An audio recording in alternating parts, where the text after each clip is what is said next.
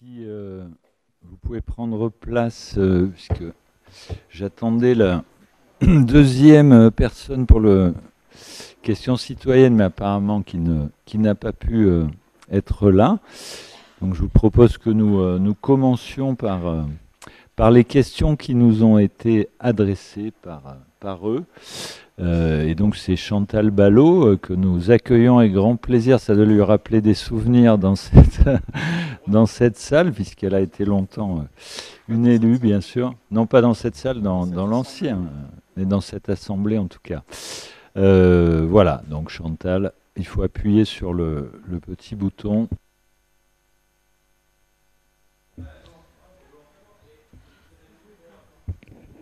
Voilà. Bien, monsieur le maire, mesdames et messieurs les élus. Oui, donc je vais poser la première question. Vous m'excuserez, mais c'est pas moi, elle ne vient pas de moi, donc je la découvre un peu en vitesse. Donc si j'hésite un peu, c'est que voilà, c'est pas très évident, mais je vais vous la poser. Donc le conseil municipal de ce soir prévoit une délibération sur vote sur le budget supplémentaire. Celui-ci permet d'ajuster le budget prévisionnel de la collectivité voté en décembre. Êtes-vous en mesure de préciser la vision stratégique financière pour cette fin d'exercice, mais également pour la fin du mandat? Les questions complémentaires en lien avec les instances de participation citoyenne. La municipalité a souhaité initier une convention citoyenne sur la commune. Quelle est l'ambition que se donne l'équipe municipale pour pouvoir financer les futurs projets et avez-vous anticipé des travaux d'aménagement de cette instance en 2024 et sur les années à venir? Un montant global est-il estimé?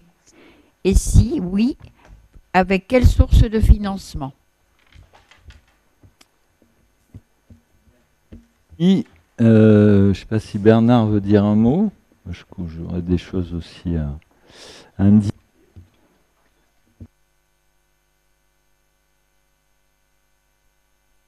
Voilà. Bonjour à toutes et à tous.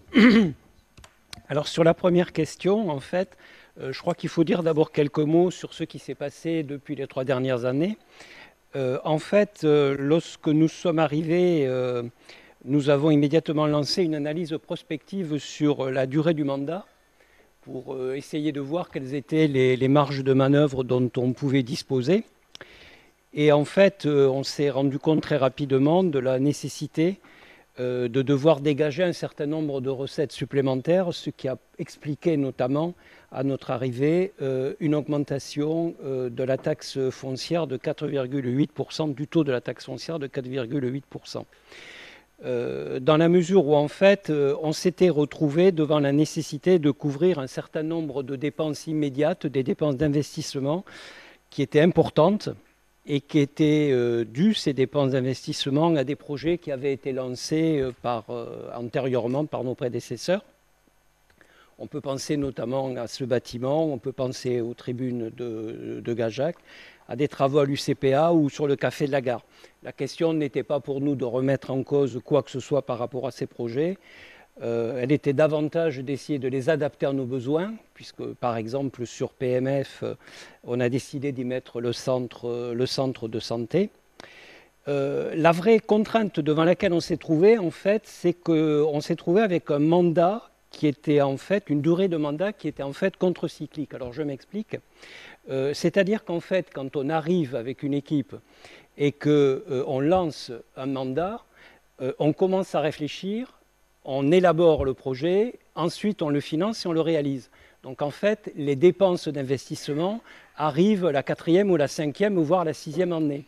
Là, au cas particulier, il nous a fallu immédiatement dégager pratiquement 15 millions d'euros pour répondre effectivement aux demandes de travaux qui avaient été lancées précédemment. Et c'est dans ce sens qu'il est contre-cyclique, c'est-à-dire qu'en fait, il a fallu beaucoup investir dès le départ, alors même qu'en général, il y a ce laps de temps où on réfléchit et on élabore les propositions. D'autant plus qu'il y avait une difficulté pour notre équipe qui était de considérer que nous voulions d'abord répondre à des besoins de la population, des besoins plus ou moins immédiats en matière sociale, scolaire, culturelle, etc. Et que ces dépenses sont des dépenses de fonctionnement. Et donc, il fallait dans le même temps essayer de lancer nos projets en matière donc, de ce type, social, culturel ou scolaire, par exemple. Et de notre côté, d'assurer les engagements pour lesquels on était là, dans le cadre d'une continuité républicaine nécessaire. Par ailleurs, je crois que la question de la prospective et des échéances pour la période qui nous attend, c'est qu'en fait, on s'est heurté un petit peu à un phénomène inattendu, d'une certaine façon, et que la prospective que l'on a lancée ne pouvait pas intégrer, c'est une inflation très forte qui est arrivée quasiment d'un coup, en quelques mois, liée à des éléments sur lesquels je ne reviens pas. Une inflation qui est quand même montée jusqu'à quasiment 7% en 2022, alors même qu'on a vécu pratiquement 40 ans avec des taux d'inflation situés entre 0,5 et 2 ou 2,5%. Ce qui voulait dire que donc on se retrouvait avec des hausses diverses sur lesquelles on reviendra quand on parlera du compte administratif ou du BS, telles la rémunération des personnels, les denrées alimentaires, etc. Et surtout, ce qui pèse fortement sur les collectivités désormais, c'est l'augmentation des taux d'intérêt des emprunts. Et par ailleurs, le deuxième aspect aussi qui est important, semble-t-il, de souligner après notre arrivée, c'est la nécessité de passer en quelque sorte à la vitesse supérieure en matière notamment de transition écologique. C'est-à-dire l'isolation thermique des bâtiments, la végétalisation, les énergies renouvelables, et donc la mise en place d'un plan aussi d'économie d'énergie fort. Donc ces aspects-là, en fait, ont un peu remis en cause, par nécessité, la prospective que nous avions élaborée et lancée au départ de notre mandat, tout en considérant que, de notre point de vue, il y a un certain nombre d'éléments qui sont fondamentaux en matière budgétaire notamment, c'est-à-dire cette nécessité que nous maintenons d'avoir une épargne à un bon niveau, cette épargne nous permettant notamment de financer des investissements et d'avoir un endettement maîtrisé, et notamment un endettement qui est gagé en quelque sorte sur des économies d'énergie, qui est gagé sur des travaux que nous pouvons faire en matière de transition écologique.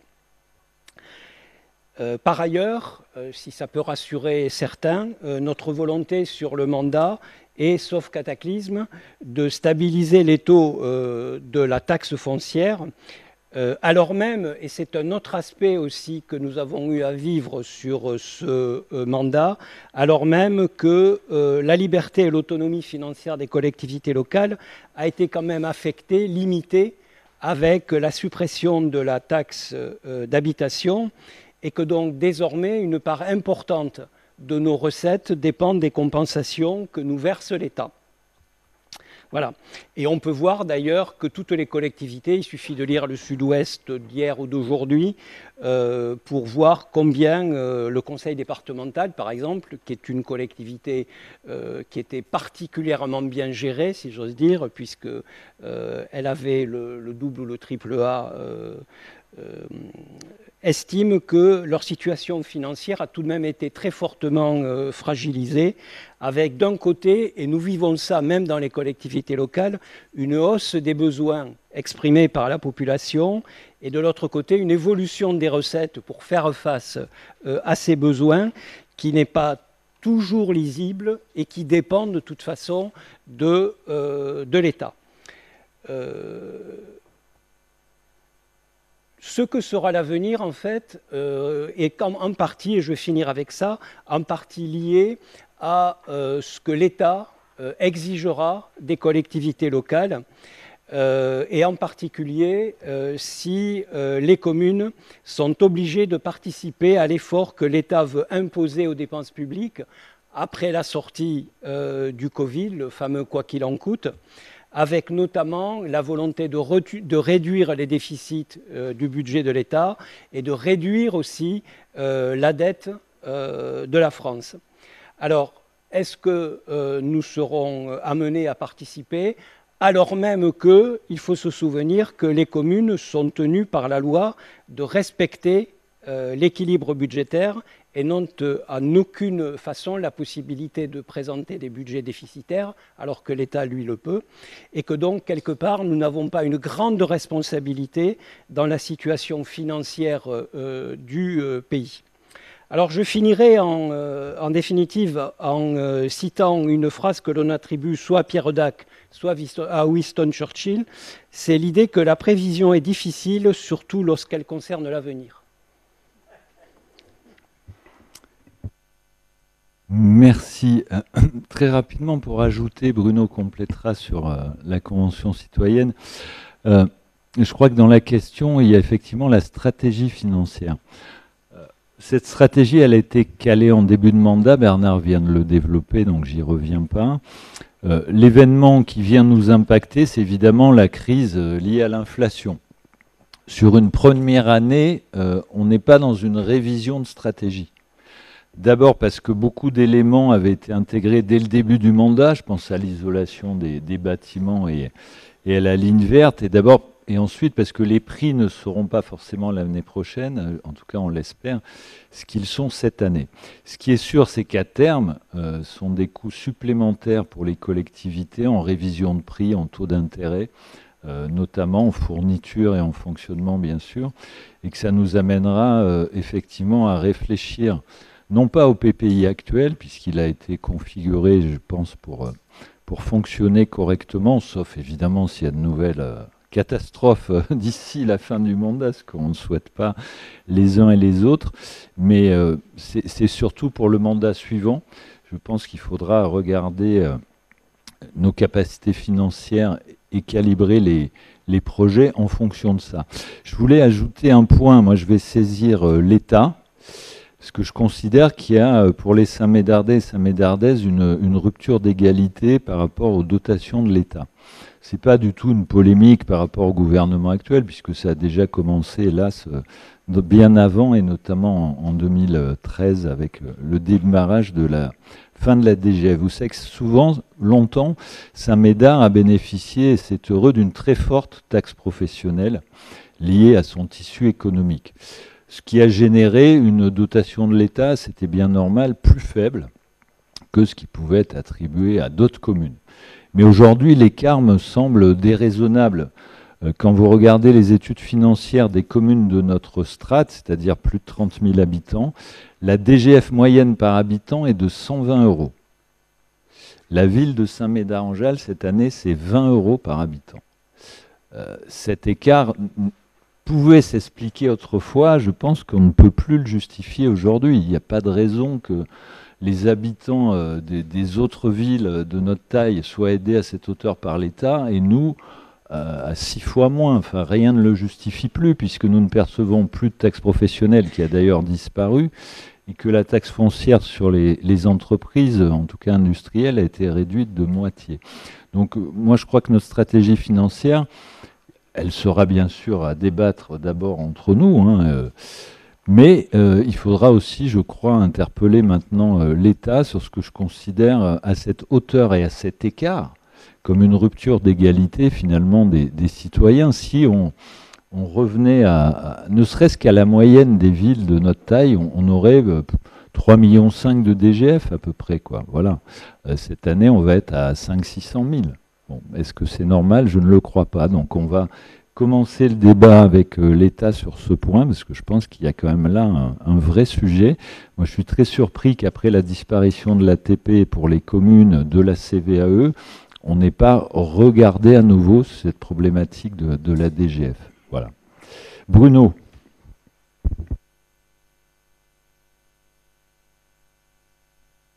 Là, c'est bon.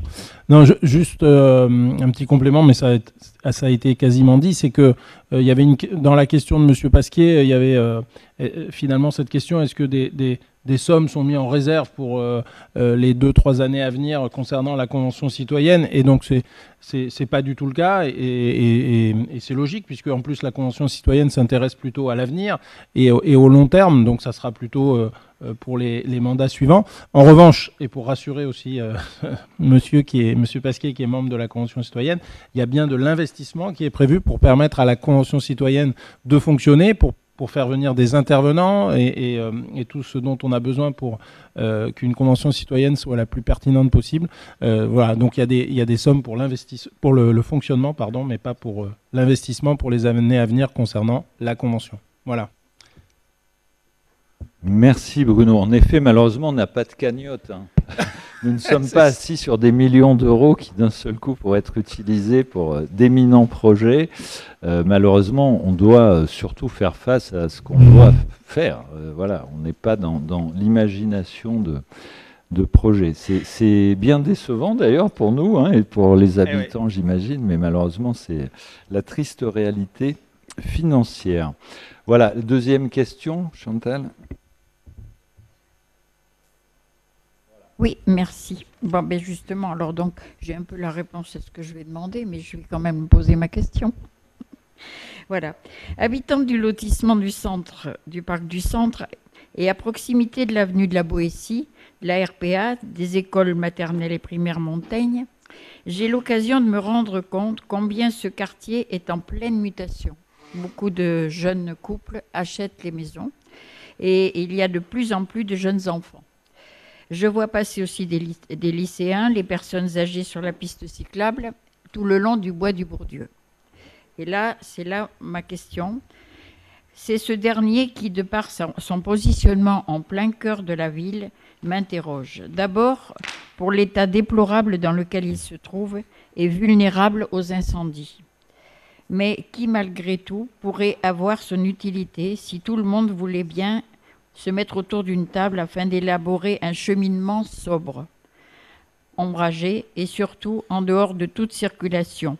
C'est souvent que des personnes empruntent des chemins, comme ils peuvent, hein, en enjambant les branches, et c'est toujours ce même chemin. Donc éventuellement, il y a naturellement quelque chose qui se passe ici.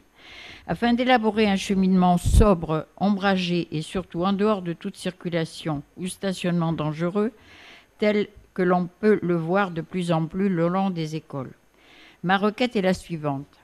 C'est que les élus et services de la métropole, de la mairie et éventuellement avec l'accord des propriétaires de ce bois, une réflexion soit menée et quelques crédits soient votés pour étudier et aménager un tel cheminement engravé qui partirait du coin de la rue Frédéric-Delmestre pour aller vers l'emplacement de ce que l'on a agréablement nommé le Jardin des Secrets.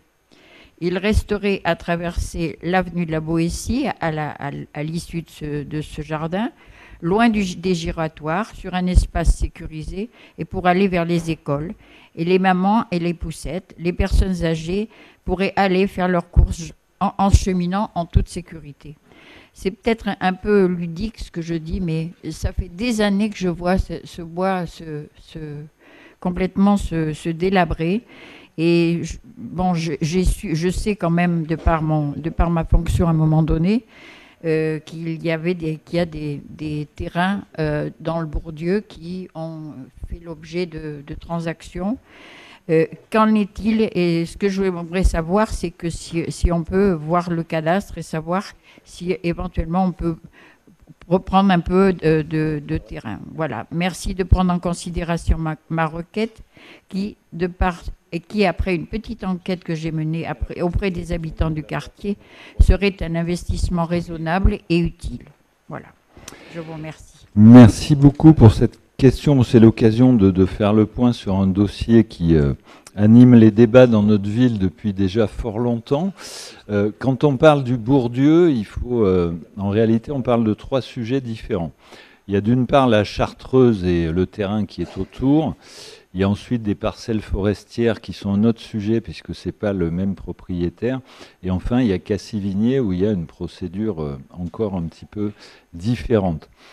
Sur le timing, ce que je peux vous dire actuellement, mais bien entendu, je reste prudent parce qu'il y a eu beaucoup de rebondissements déjà dans ce dossier. Donc, en tout cas, pour en avoir parlé très récemment avec les services de Bordeaux Métropole, il y a une première échéance importante le 26 ou 28 octobre prochain, je ne sais plus si c'est le 26 ou le 28, mais qu'importe, sur la Chartreuse et son parc.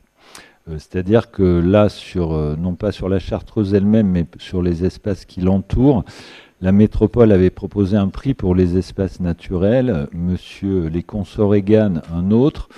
Le juge a fixé un prix qui paraissait trop élevé à Bordeaux Métropole au regard de ce qu'il constate sur l'achat dans le secteur de terrains naturels. Ils ont donc fait appel de cette décision. Et donc, il y aura un prix définitif qui sera fixé donc, fin du mois d'octobre. La métropole a gardé dans son budget les fonds nécessaires pour l'acquisition, puisque à l'issue de cette décision, elle n'a qu'un mois pour payer en fait et prendre possession du bien. Sur l'ensemble des autres parcelles, il y a des procédures d'expropriation en cours qui sont à diverses étapes tout un peu différentes d'avancée.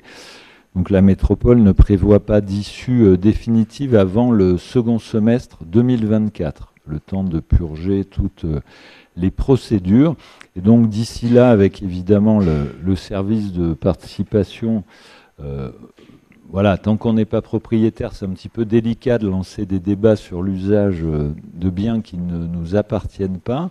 En revanche, dès que nous en aurons la propriété, quand je dis nous, c'est la Bordeaux Métropole en l'espèce, bien, il y aura des groupes études projets, des réflexions sur l'usage que nous souhaitons affecté à la Chartreuse, au parc, un certain nombre d'espaces. Et on étudiera en effet l'aspect des cheminements. Il y a celui-ci, mais peut-être d'autres aussi qui peuvent être intéressants à partir de Cassivinet, par exemple, enfin, qui est déjà un lieu où les gens traversent vers la RPA souvent. Hein, bon.